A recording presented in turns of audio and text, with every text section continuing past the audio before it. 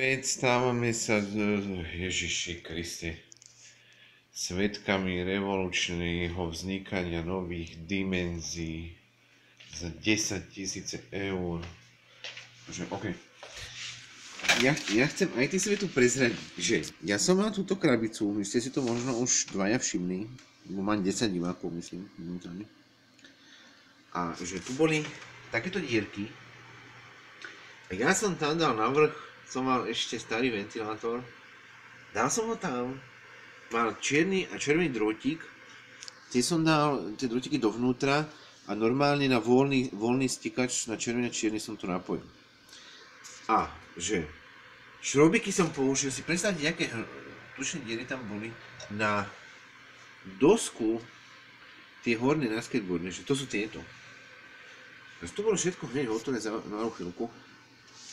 A že ja ho brnknem a on ide.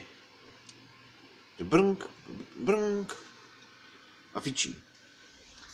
A že je to také ako custom. Je to, že pekne to vyzerá. Mám to rád, že niečo som zrobil. Takže milí kamaráti, keď zrobíte ventilátor nejaký navyše, počujte, že môžete mať radosť. Ahoj.